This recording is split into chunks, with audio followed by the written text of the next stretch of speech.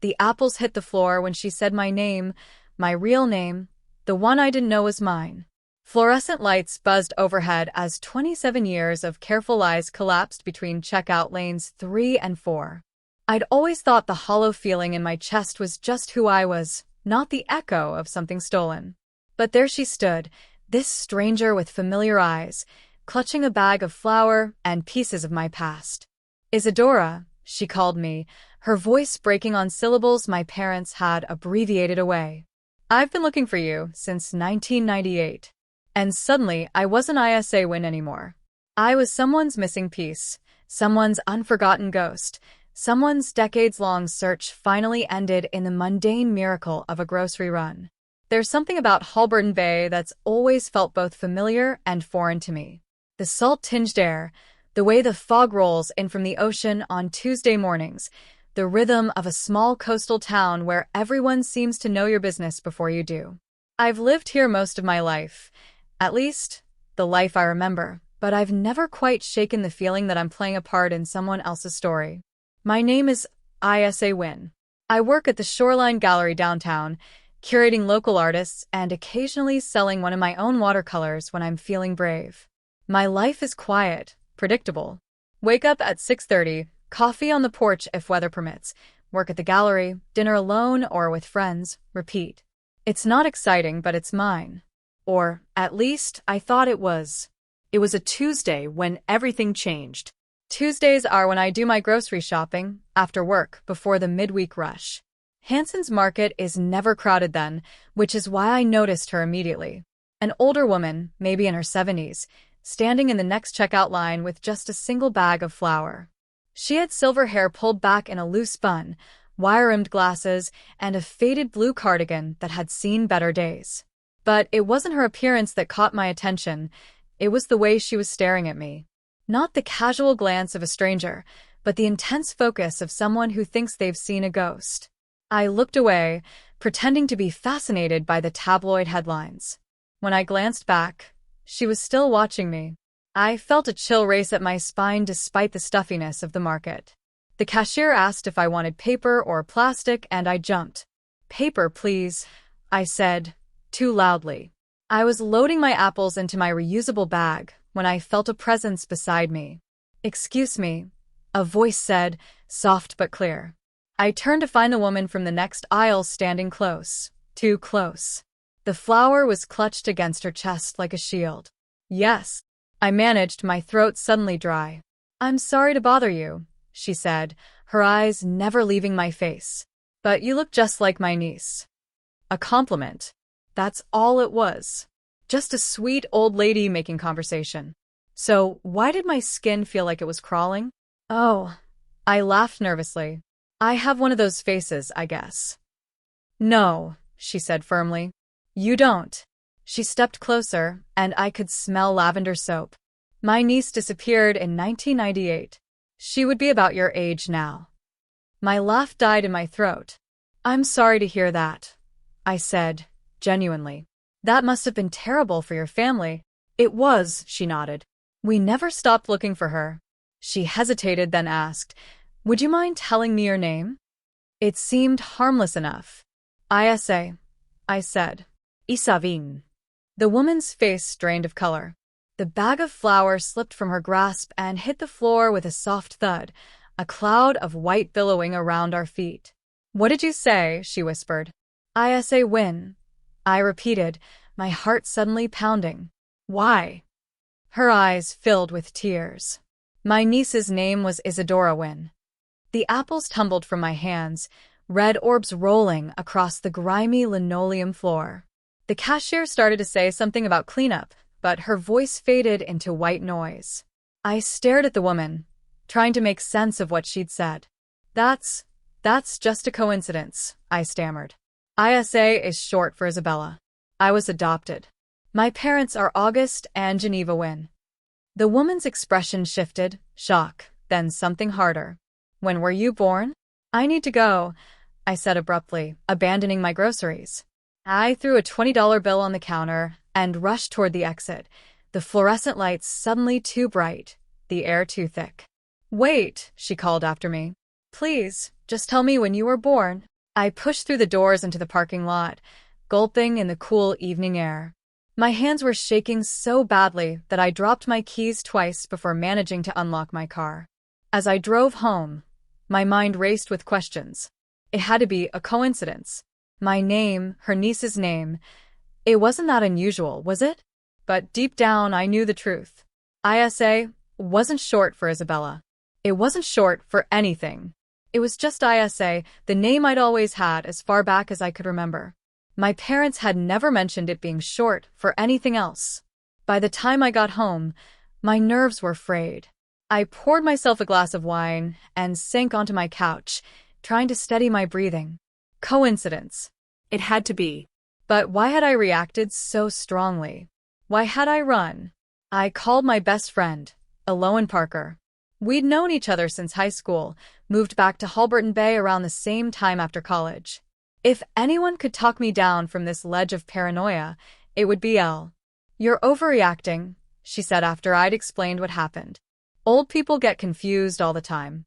She probably mixed you up with someone else. She knew my name, Elle. My exact name. It's not that uncommon a name, Eloan said, but there was something in her voice, a slight hesitation that made me sit up straighter. What aren't you telling me? Nothing, she said quickly. Look, if it's bothering you so much, maybe you should talk to your parents. They'll clear it up. After we hung up, I sat in the dark, nursing my wine. The encounter kept replaying in my mind, details sharpening with each iteration. The woman's hands had trembled. Her eyes had been gray-blue, like the ocean before a storm. And when she'd said my name, my full name, there had been absolute certainty in her voice. Sleep eluded me that night. Around 2 a.m., I opened my laptop and typed "Missing Persons 1998" into the search bar. Thousands of results appeared, faces of the lost staring back at me from missing posters and news articles. I refined my search. Isadora Wynn missing 1998. One result. A small paragraph in the Halberton Herald archives. Local child, Isadora Wynn, age 3, reported missing from family home. Authorities suspect custody dispute. My hands hovered over the keyboard. I was born in 1995. I would have been 3 in 1998. A memory flashed, unexpected, vivid. White walls. A mobile spinning slowly above me. Colorful animals dancing in a circle. Someone crying in the next room. The scent of lavender. I slammed my laptop shut, heart racing. That wasn't my memory.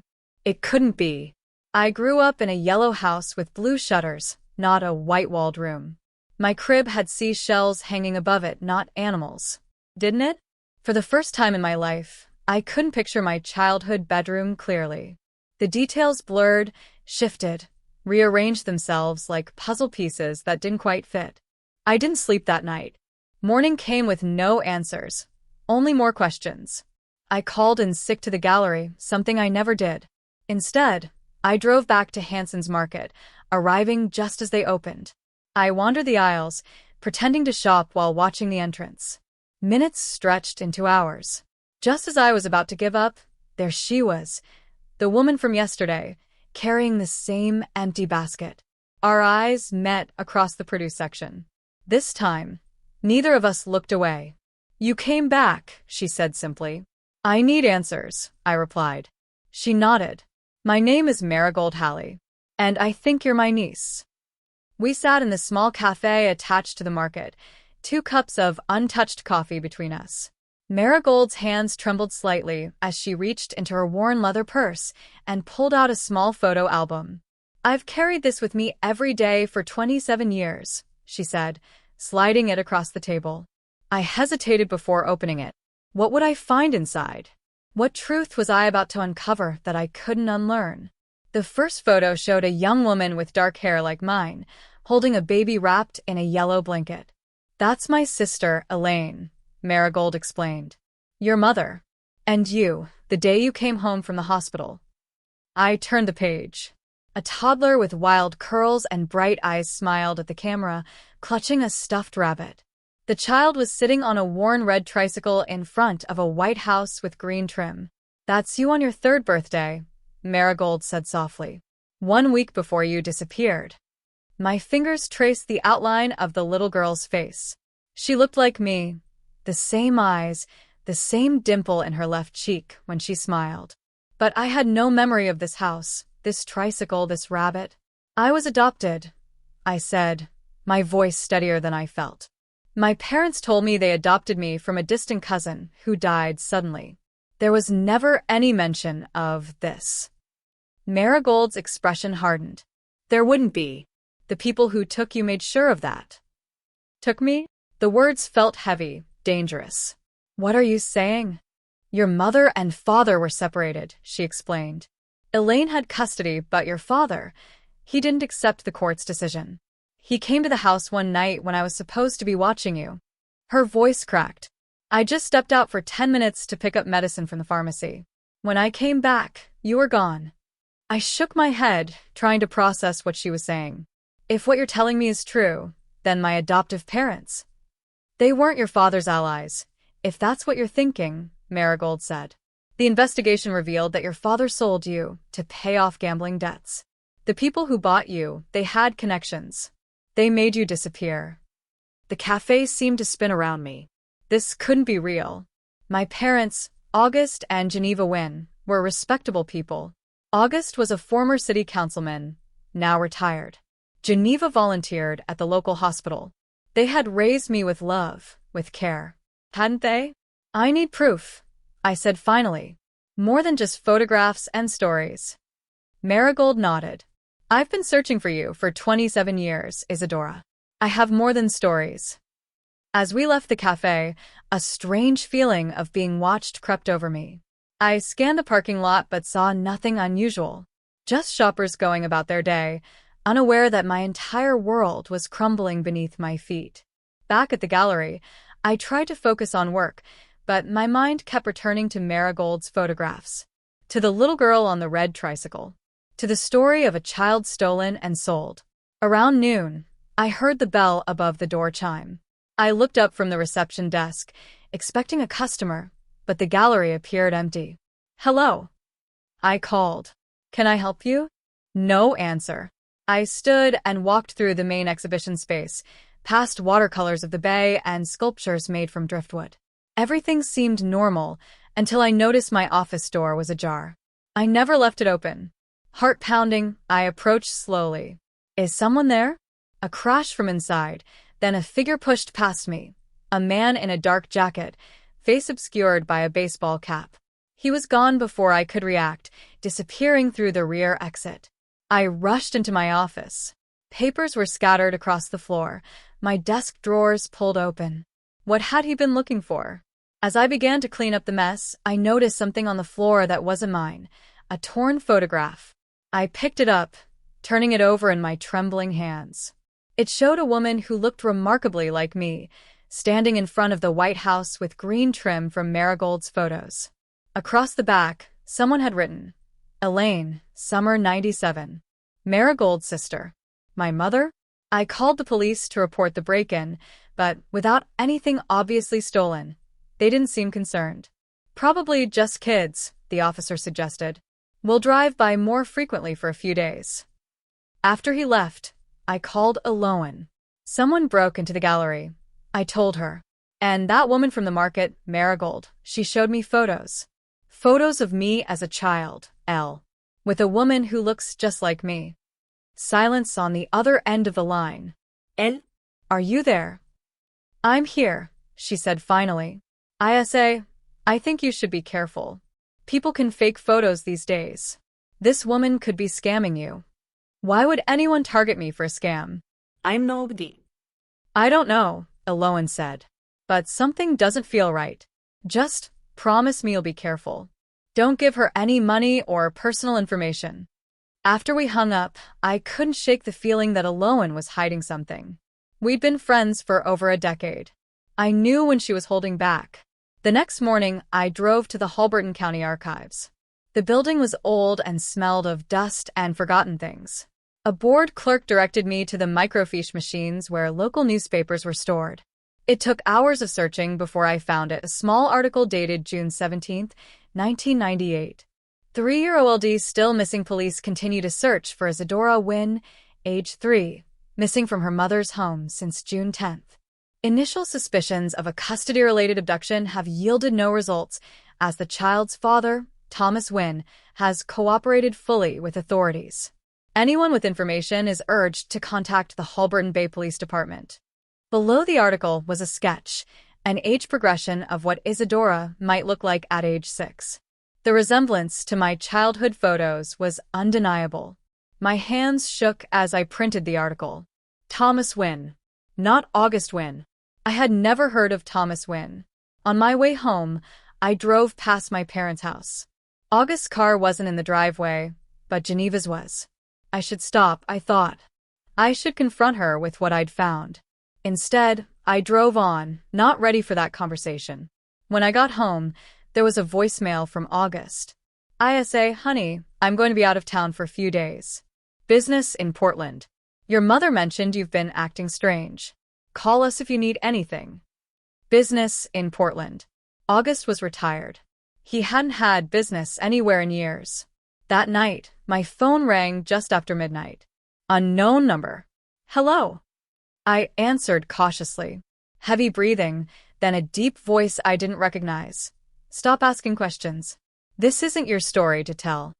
The line went dead. I sat in the dark, phone clutched in my hand, fear and anger warring inside me. Who had called? How did they know I was asking questions? And what did they mean this wasn't my story? If I wasn't Isadora Wynn, why did I look exactly like her? Why did I have the same name? Why was someone breaking into my office and threatening me? And if I was Isadora Wynn, then my entire life had been a lie. Either way, I needed the truth, no matter how terrifying it might be. The next morning, I drove to my parents' house. August was still away, but Geneva was home, tending to her rose bushes in the front yard. She looked up as I parked, her smile faltering when she saw my expression. Isa, what's wrong? I held up the printout from the archives. Who is Isadora Wynn? The pruning shears slipped from her hand, landing with a thud in the soft earth. Come inside, she said, her voice barely audible. In the kitchen, the same kitchen where I'd done homework, baked cookies, celebrated birthdays. Geneva's hands trembled as she poured us each a cup of tea. Neither of us drank it. We saved you, she finally said, tears welling in her eyes. You have to understand that. We saved you from a terrible life. By stealing me? My voice cracked with emotion. No. Geneva shook her head vehemently. We didn't steal you. We adopted you. From who? A woman named Elaine Halley? A child who was reported missing. Geneva's shoulders slumped. You don't understand how things were back then. August had connections. He knew people who could arrange things. Arrange what, exactly? Special adoptions. For couples who couldn't have children but didn't want to wait years for the system to work. She reached for my hand. I pulled away. We were told your mother was unfit, that you were being neglected. We thought we were giving you a better life. And you never questioned it? When my face was in the newspaper as a missing child, you never thought something might be wrong. Geneva's silence was answer enough. Where are the adoption papers? I demanded. Isa, please. Where are they? In August's study. The safe behind the painting. I knew the painting she meant, a dreary landscape of Halberton Bay in winter. I'd always hated it. I marched to August's study, Geneva trailing behind me, protesting weakly. The safe combination was my birthday, or what I'd always thought was my birthday. Inside were financial documents, property deeds, and a worn manila envelope labeled simply, Isa. The papers inside looked official at first glance, letterhead, signatures, stamps. But looking closer, I could see inconsistencies. The adoption agency didn't exist when I searched for it later. The judge's signature was illegible.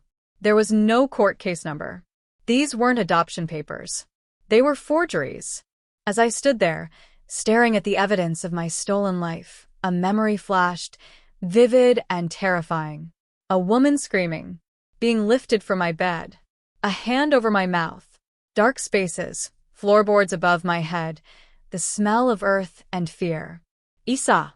Geneva touched my arm, and I flinched away. Isa, are you all right? Did you know? I whispered. Did you know I was taken? Stolen. No, she said, but her eyes slid away from mine. Not at first. And by the time we suspected, you were ours. We loved you. We couldn't lose you. I backed away from her, clutching the forged papers. I need to go. Where? To that woman? Marigold? Geneva's face hardened. She's been watching you for years, Isa. Following you. August tried to make her stop, but she wouldn't listen. How do you know about Marigold? Geneva pressed her lips together, realizing she'd said too much. How long have you known she was looking for me? I demanded. Please, Isa. Whatever you're thinking of doing, don't. It won't bring you peace. It will only cause pain. You don't get to decide that anymore, I said, turning to leave. At the door, I paused. When August gets back, tell him I know everything. And I'm not stopping until I find out the truth. I drove straight to Marigold's house, an address she'd given me, just in case. It was the white house with green trim from the photographs, though the paint was faded now, the garden overgrown. She opened the door before I could knock. You know, she said simply. Not everything, I replied, but enough to believe you. She led me inside, to a living room filled with books and plants and memories. Photos covered one entire wall. Pictures of Elaine, of me as a baby, of Marigold herself through the years. Always searching, always hoping.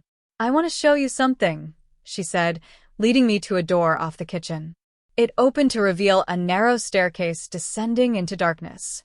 The basement. You used to play down here when Elaine would bring you to visit. We descended slowly, Marigold flipping on lights as we went. The basement was finished but dated, wood paneling, old carpet, a small playroom area with faded toys still arranged as if waiting for a child to return. This was your favorite spot, Marigold said, pointing to a small table with tiny chairs. You would have tea parties with your dolls. I moved through the space, touching things, trying to connect with memories that seemed just out of reach. A bookshelf held children's books, their spines worn with use. A toy chest painted with flowers. A dollhouse that was an exact replica of the house above us. And then I saw it, a doll with dark hair and a yellow dress, sitting in a rocking chair in the corner. Something about it pulled at me. I picked it up, turning it over in my hands. There, stitched into the fabric of the doll's dress, were the initials IW. A sob escaped me, unexpected and raw. I sank to my knees, clutching the doll to my chest as tears streamed down my face. Marigold knelt beside me, her arms encircling my shoulders. You remembered, she whispered. Somewhere deep inside, you remembered. When I could breathe again, Marigold showed me one more thing. A letter, yellowed with age, the handwriting delicate and precise. Your mother wrote this, she explained, after you disappeared, when she knew something terrible had happened. She gave it to me for safekeeping, in case she wasn't around when you were found. What happened to her? I asked, afraid of the answer. Car accident, Marigold said grimly. 6 weeks after you vanished. The brakes failed on a mountain road. The police called it a tragic accident. I never believed that. I read the letter with trembling hands, a mother's desperate words to a child she feared she'd never see again. Elaine wrote of her love, her hope that someday I would know the truth, her suspicion that powerful people were involved in my disappearance. Your father had gambling debts, Marigold explained as I read. He owed money to dangerous men. When he couldn't pay, they suggested another form of payment. Me, I whispered. Marigold nodded. Your father knew people, influential people in Halberton Bay. People who could make problems disappear. Or children. That evening, back in my apartment, I searched through old photo albums August and Geneva had given me over the years. Now that I knew what to look for, the inconsistencies were glaring. No baby pictures before age 3. No birth certificate, only the adoption papers I now knew were forged. No relatives who remembered me as an infant. Between albums, I found something I'd never noticed before, a small address book belonging to August. Most entries were ordinary, doctors, colleagues, old friends. But one page caught my eye. A name was written, then violently crossed out, with the notation beside it. Witness, eliminated? The name, barely legible beneath the angry black lines. Thomas Wynn. My biological father. Later that night, Eloan called, her voice tight with concern. Where have you been all day? I've been trying to reach you. I was with Marigold, I said, too exhausted for pretense. She showed me where I used to play as a child. Before I was taken. Silence, then a heavy sigh. Isa, there's something I need to tell you. Something I've known for a while, but I couldn't. What is it, El? My mother, she said quietly. She was a social worker here in the 90s. She helped process your adoption. Unofficially. The betrayal cut deep. You knew? All this time, you knew I was stolen? Not until recently, Eloan insisted. My mother told me last year when she was dying. She made me promise not to tell anyone. She said powerful people were involved, people who could still hurt you, hurt us both. Who, El? Who was involved? Another long pause. My uncle, for one. Mayor Parker. He helped arrange everything. Made the records disappear. Made you disappear. Mayor Parker. The man who had handed me my high school diploma. Who had given a speech at my college scholarship ceremony. Who had always taken a special interest in my potential. There's more, Eloan continued. A network. Children bought and sold to wealthy families who couldn't adopt legally, people with criminal records, histories of abuse, or just those who didn't want to wait. And your mother helped them, I said, anger rising in my throat. She regretted it every day of her life, Eloan whispered. That's why she insisted I befriend you in high school. To keep an eye on you. To make sure you were safe. Our entire friendship, a lie. Another piece of my life that wasn't what I thought it was. I have to go, I said, hanging up before she could respond. That night, I dreamed of the red tricycle, of white walls, and a spinning mobile, of a woman singing softly, the scent of lavender surrounding me like a cloud. And for the first time, I saw her face clearly, Elaine Halley. My mother. I woke up knowing two things with absolute certainty. I was Isadora Halley. And the people who had stolen me, who had erased my identity and replaced it with one of their choosing, would finally have to face what they'd done. The truth was coming to light, whether they were ready for it or not. The morning after Eloan's confession, I woke with a clarity I hadn't felt in days. The shock was wearing off, replaced by a cold, focused anger. If what Eloan said was true, if there was an entire network involved in my abduction, then this went far beyond August and Geneva Win. This was systematic, organized, and potentially still active. I needed help from someone who understood how to investigate corruption. Someone who wouldn't be scared off by powerful names. Clancy Verrill had been an investigative journalist for the Halberton Herald in the 90s, known for exposing local scandals until a mysterious health issue forced his early retirement.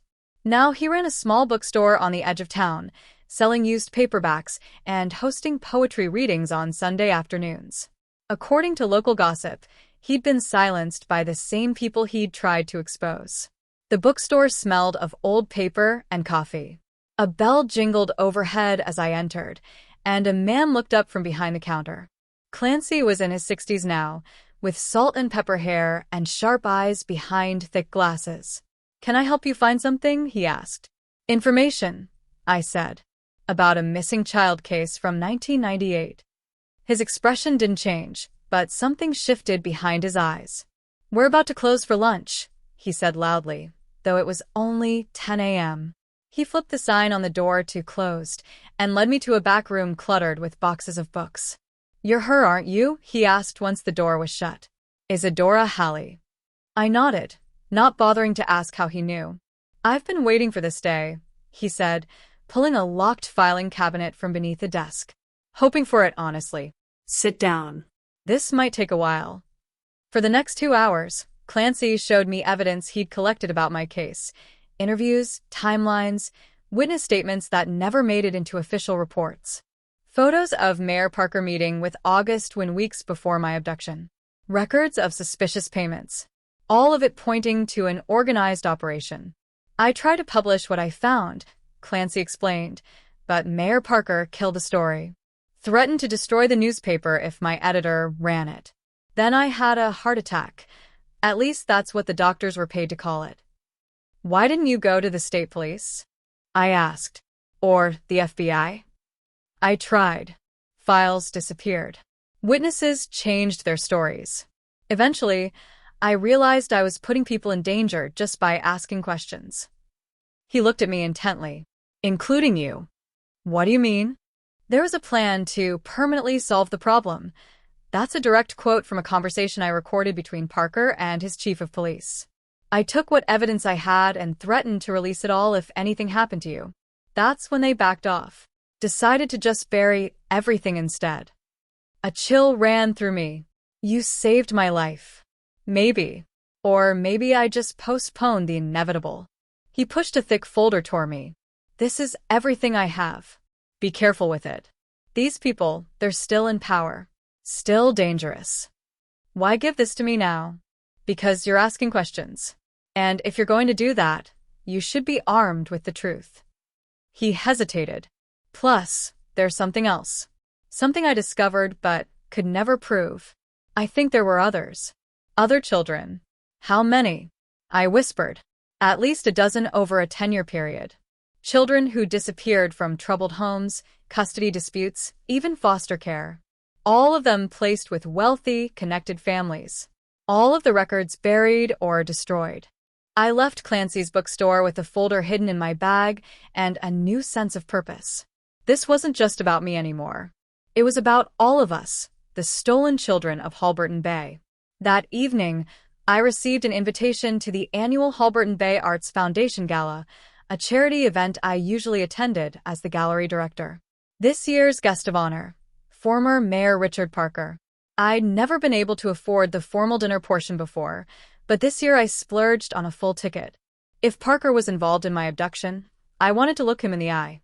I wanted him to know that his secret wasn't safe anymore. The ballroom of the Halberton Hotel glittered with chandeliers and wealth. Women in designer dresses mingled with men in tailored suits, all pretending their money made them better than the fishermen and shopkeepers who actually kept the town running. I spotted Mayor Parker immediately. Older now, but still commanding, still surrounded by people eager for his approval. I made my way toward him, heart pounding but step steady. He was mid-conversation when I approached, laughing at something the current mayor had said. Mr. Parker, I interrupted. I don't believe we've been properly introduced. I'm Isa Wynn. He turned, the practiced smile freezing on his face as he recognized me. Ms. Wynn. Of course. You run the gallery downtown. Lovely work you do there. Thank you. I understand you knew my parents, August and Geneva? His eyes darted around, looking for an escape. Yes, of course. Fine people. And did you also know a woman named Elaine Halley? I asked, my voice carrying just far enough to make nearby conversations pause. The color drained from his face.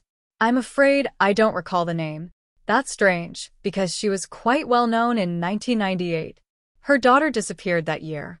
A little girl named Isadora. Complete silence had fallen around us now. Parker's wife touched his arm, concern etched on her face. I think you've mistaken me for someone else, Parker said stiffly. Now if you'll excuse me.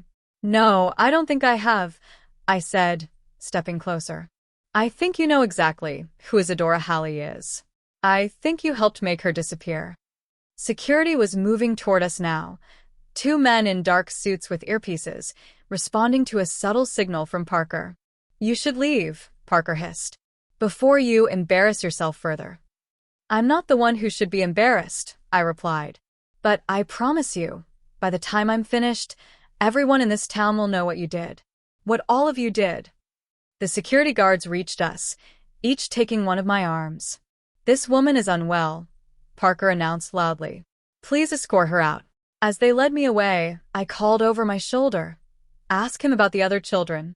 Ask about the network. Outside, The cool night air hit my flushed face.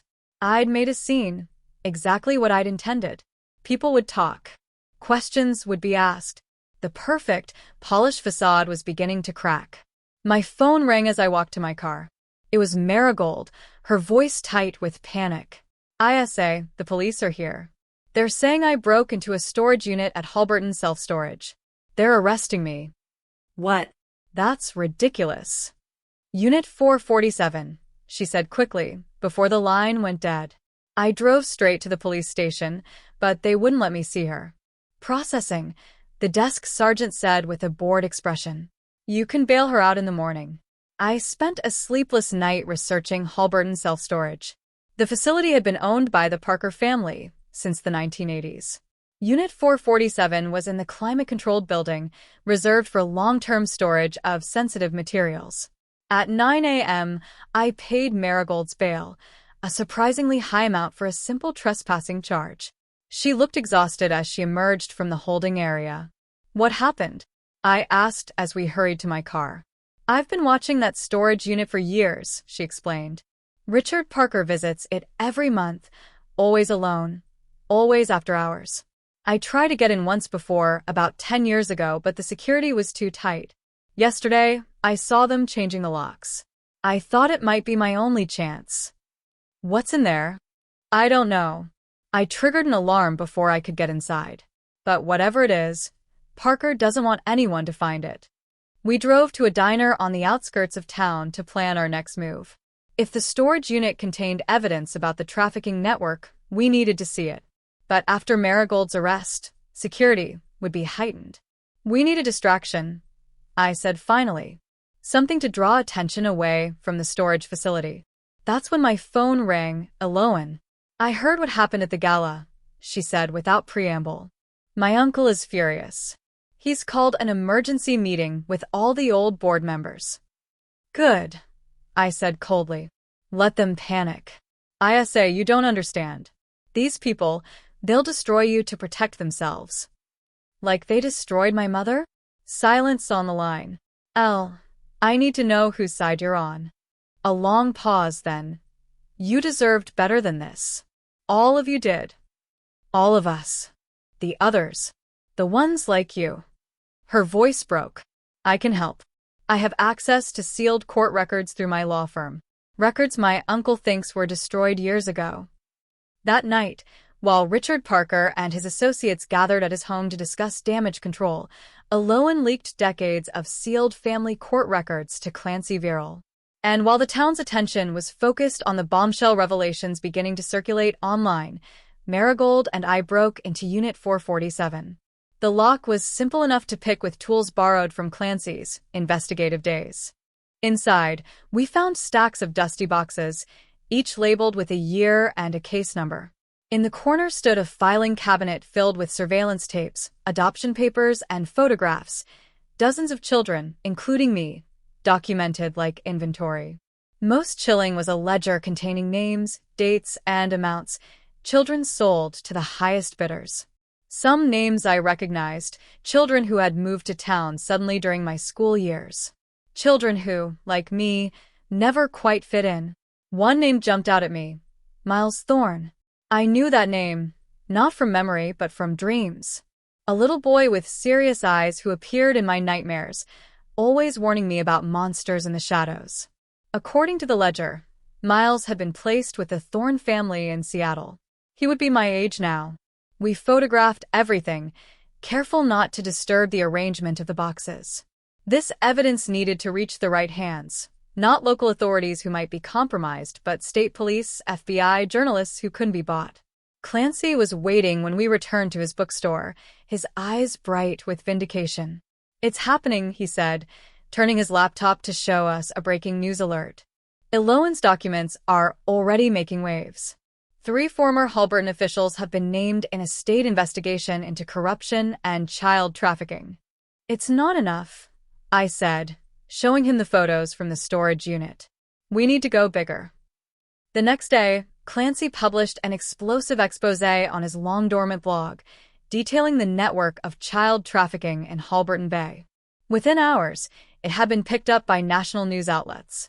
By evening, the FBI had arrived in town, and Parker's home was surrounded by agents in dark suits. But as the story broke wide open, I realized the danger was only increasing. Someone had followed me home from Clancy's. My apartment had been searched, nothing obvious taken, but things moved just enough to send a message. "We know where you are." That night, a brick came through my window with a note attached. "Stay buried, Isa."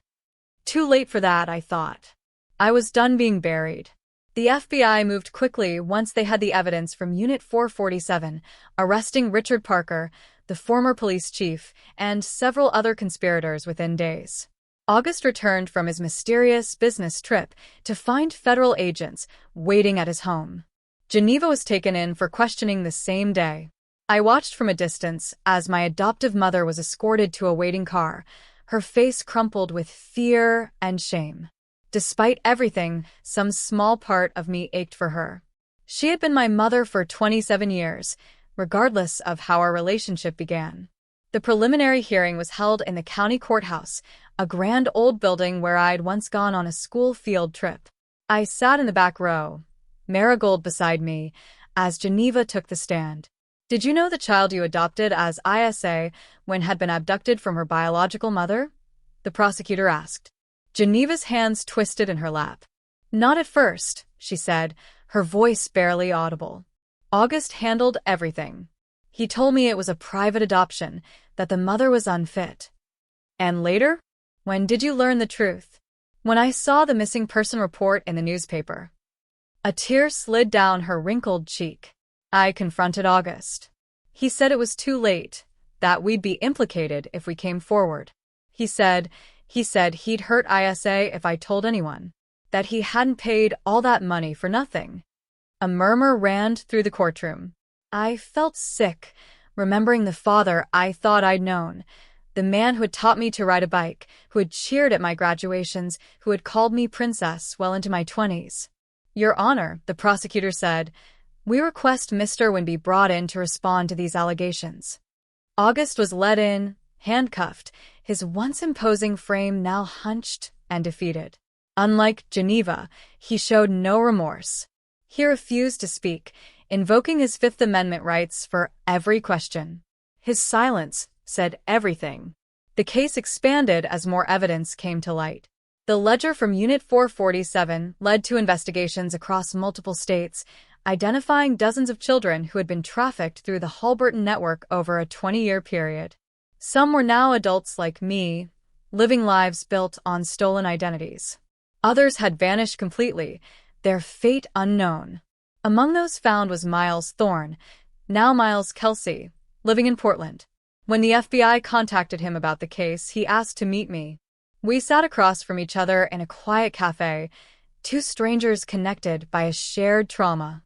Miles was tall and thin, with the same serious eyes I remembered from my dreams. "I used to see you," he said after our awkward introductions. "In my nightmares. A little girl with dark hair, crying for her mother." "I saw you too," I admitted. "A boy warning me about monsters. They kept us in the same house before they placed us," Miles explained. "A transition house, they called it. We were there for almost a week together. You were so scared. I promised I'd protect you. But they separated us." He nodded. "Different buyers, different prices. I went to a family in Seattle first, then Portland when the heat got too close." "Were they kind to you?" I asked hesitantly. "Kind enough," Miles said with a shrug. "They wanted a son to continue the family business. I was inventory, not a child. What about you?" "I was loved," I said, the realization both comforting and painful. Conditionally, perhaps, but loved nonetheless. As the investigation continued, media attention intensified. My face was everywhere, on television, in newspapers, online. Reporters camped outside my apartment, hoping for a statement from the woman who brought down the Halberton trafficking ring. Privacy became a distant memory. The one bright spot came when the court ordered DNA testing to confirm my identity. The results were definitive. I was Isadora Halley, daughter of Elaine Halley and Thomas Wynn. Marigold wept when she saw the results. "I always knew," she said, squeezing my hand. From the moment I saw you in that grocery store. A mother knows her child, and an aunt knows her niece. The preliminary hearings gave way to formal charges, and eventually to trials. Richard Parker was the first to be convicted, sentenced to 20 years for his role in the trafficking network. August received 15 years for child abduction and falsification of records. Geneva, in exchange for her testimony, received 5 years probation. Through it all, I sat in courtrooms, giving statements, reliving trauma, becoming a symbol rather than a person. My identity, my real identity, became public property, dissected and analyzed by strangers who thought they knew my story. After Parker's sentencing, I visited Marigold at her home. She seemed smaller somehow, diminished by the weight finally lifting from her shoulders. "I failed you," she said suddenly as we sat on her porch watching the sunset. "I stepped out for 10 minutes. 10 minutes was all it took for them to steal your life." "You didn't fail me," I said, taking her weathered hand in mine. "You never stopped looking, never stopped believing. How many people would have given up after a year? 5 years? You searched for 27 years. And I found you standing in a grocery line," she said with a sad smile. "Life has a strange way of coming full circle. The last person I needed to face was August.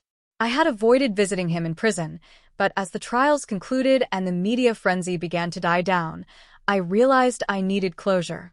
The visiting room was stark and impersonal, with hard plastic chairs and a table bolted to the floor.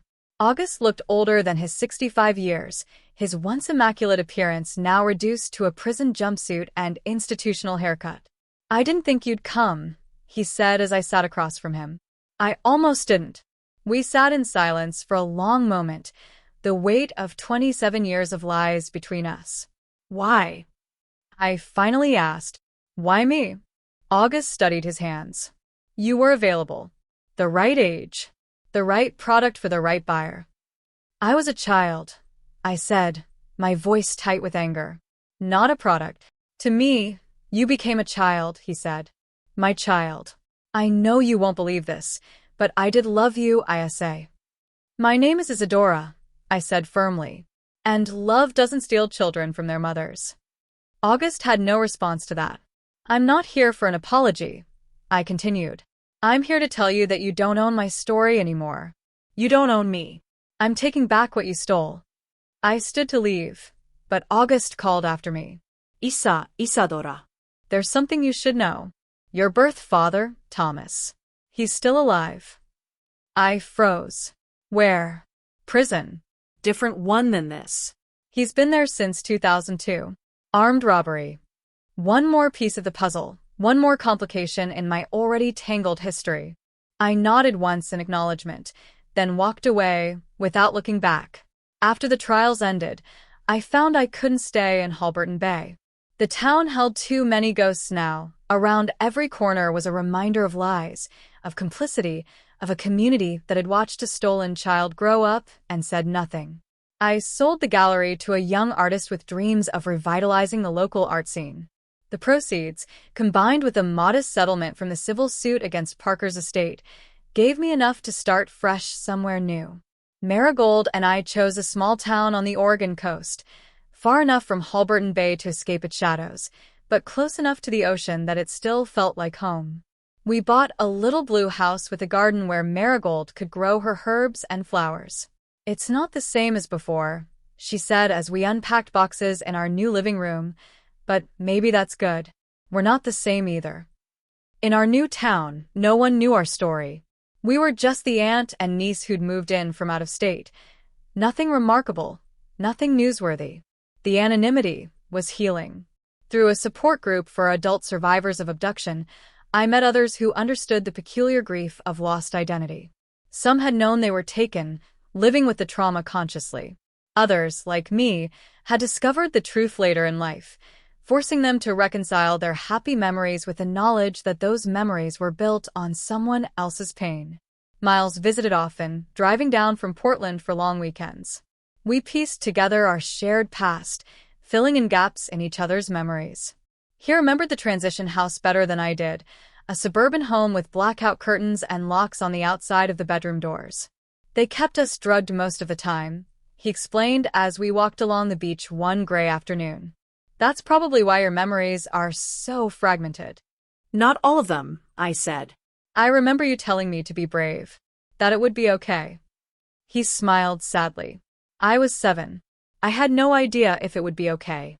I just couldn't bear to see you cry. Our friendship grew from the ashes of our shared trauma. Not romantic, but something deeper. Siblings of circumstance, bound by secrets only we understood. A letter arrived from Aloan 3 months after I left Halberton Bay.